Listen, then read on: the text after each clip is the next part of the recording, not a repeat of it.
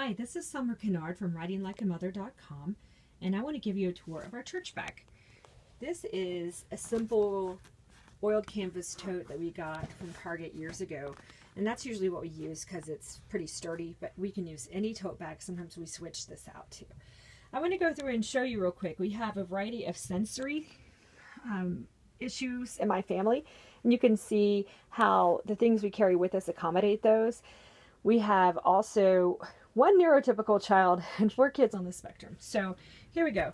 We have always with us at least one pair of these Snug Headphones. They cancel out noise. They're great. I will link them on Amazon. I'll put an affiliate link in my blog underneath this. You can certainly search for them on your own. They come in a lot of colors, which the kids like. These are great, and we usually have at least one child wearing them at some point in the service. Then these, oh my goodness, lifesaver. We are not a fidget spinner family because we have kids who put things in their mouths, and also I don't find them useful. I don't want to distract the kids. I want them to be able to focus, and for them, I think a spinning thing would be distracting. Your mileage will vary. You do what you need to do with your kids, but these are the thing I love. They're quiet. I'm making noise with them by trying, but the kids usually don't. They're just little snap bracelets. They're silicone. They come in packs of 12. I'll link that too. Sometimes my kids who need lots of sensory input will even put these in their mouths, like roll them up, and they don't distract anyone by doing something weird like that with these things. We have some prayer ropes. I have the wool one, and this is one of the wooden ones. So we have, the Devotional Objects, and they're welcome to use those. They see us use them. Let me show you. I also have a finger rosary, and a lot of times they'll spin that. So that's kind of fidget spinnery, but this is like, that's really for me so that I can pray if I need to, not have to have them steal my rope. We have an icon with us that folds, and they're little offering pouches. They look like this, and they just have icons, so they're really pretty. We have, this is from my Autism Sunday School class. It is a lesson on the resurrection, the sign of Jonah, and the cross as a fish hook. And Jesus is the bait. He looks like man, but he's really God. So the fish barfs him up. And this is all over the fathers, especially the 4th and 5th century. We even have a tradition in our church that there's a sermon read every single Pascha, and talking about how hell was embittered. And inside joke, that means he puked. Hell puked. It's a sign of Jonah. That's what the play on words is. So the kids really love that lesson, and sometimes we have that in our bag. We also have these great books. They're so awesome. What do you see at liturgy? This sort of rhymes like, when I go to liturgy, what do I see? So these are really nice. By Christina Tartara, and these are on Etsy. This one I love. This is her newest one. What can I do at Divine Liturgy? And my daughter, who can read, and my son, who's learning to read at the age of 3.5, they're both on the spectrum, and they love this because they can read it and they can see the pictures. Pictures for kids are so engaging, and you all know this probably just because if you're a parent or you work with little kids. But what I also really like that she did here is she made all of the kids like the sign of the cross. She did it mirror image. So even though this kid's doing it with his left hand, and as an adult you know that, little kids don't. So they'll actually imitate him by using their right hand. It's awesome. So they actually get so much out of this book. I love carrying that with us. That's always in our church bag. I also always have at least a couple of packs of stickers, some plain stickers that can be either used for my daughter's sticker book or on the Orthodox Church visual schedule for the Divine Liturgy. So we always have one of these in the church, in our church bag. We also keep several of them in the pews in the areas where the kids usually sit. So these are those thank you things you get in the wedding section. I like them because they're cheap, and because the Eucharist is, what is it? Thank you. It means thank you to God. So sometimes the kids will take them and put one in each one of these boxes, and that's kind of how I like to use those. They also sometimes just take one sticker that they like and move it down the path on the way. If you decide to use a wipe away marker, you need to know that the best thing to take that off after you're done is a baby wipe.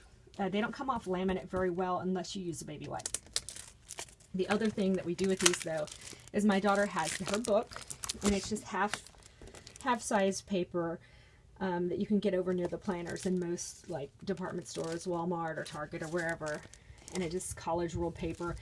And she loves to go through and put pretty stickers in every Sunday. That's part of her routine while she's listening to the prayers. We also have a plain notebook and a pen, and we have crayons that are just in the bottom there. I don't even take them out. They just stay there. Oh, okay. Let's see. So our sensory issues, this, the fan. Oh, yeah, we can brush the child or their hair. They have a hanky in case they need it. This is my secret weapon. Some of you understand when kids decide that they want to spin stuff or just like pull it out. So I keep this in my purse or my pocket, and I pull it out in extremis, basically. I pull it out whenever they're all fixing to lose it, and then they're just like, they pull out 300 yards of dental floss, and they calm down for 5 minutes to get us to the end. Like, they'll sometimes flip out. Where is it? Let me look at my schedule and show you where I'm talking about.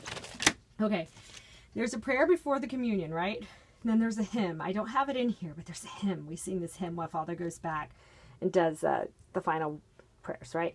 So during that hymn, a lot of times the babies are like, I want to go to communion. They start yelling and they want to go, and they'll say, go. And they call it Feast of Peace. I want Feast of Peace.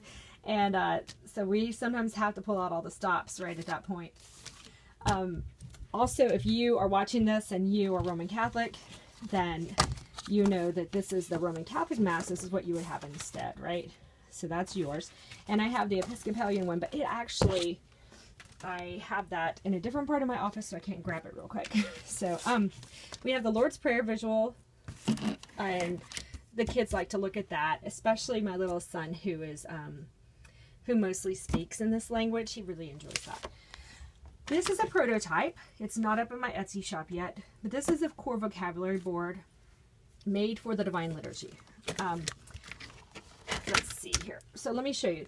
What is up there is the Bible study Sunday school one, which is going to be one of the base pieces of my Sunday school collection. And you've already seen the video on this, or you can go look at it. And this one's already up, and it's the same idea, just with a little bit different stuff, right? You can tell this is a prototype. My prototype is yellow so that I don't forget and give it to someone on accident. It's not even like it's on paper instead of laminated and all that. This has things that you see at the front of the church, and then actions in church that we use. So, you know, this is very specific to Orthodoxy. Making your cross, a matanya. That's a type of prostration that we do, and kids would hear it called that usually. Prayer candles, head covering. Not every kid does that, not every church, but the ones that do, they would recognize that. Incense, we always have that, lots of it. Oh, and I even put visual schedule on here because a kid may want to ask for it. They don't have it. Let's see, church hall, classroom, you know, basic places. Then I have the need a break. I might, in a future edition, switch these two, but this is bigger and this is smaller, and I didn't have room on this for prototype. Once again, we have the 12 Great Feasts of the Orthodox Church plus Pascha. I added that in there. And, these are not in order, apparently. I think I must have just put them on here to make sure they fit. Because I was like, wait, how is Pascha right after the Nativity? It's not. That's, you know, you would definitely have something different. But anyway, so these are not in order right now, but they will be on yours. Then we also have, this is an icon of my church's patron saint, Saint Barbara. And what, for most people, this would not be a real wooden icon. It would be a laminated tab like this, but with the saint. So if we customize it. This is something my daughter especially enjoys doing, looking through during church. We have some sparkly things, just a little sensory doodad. So this is what we do to get 5 kids, 4 of whom are on the autism spectrum, and one of whom is just a 2-year-old who's a little wily. This is how we get them through church. Well, our supports. We get them through church, also unseen, not pictured here. Saints and angels, the prayers, and the people in the choir who stand next to us and don't flip out when my daughter starts to dance during the communion hymn. And that's all. So check it out, and I would love to know what you take in your church back.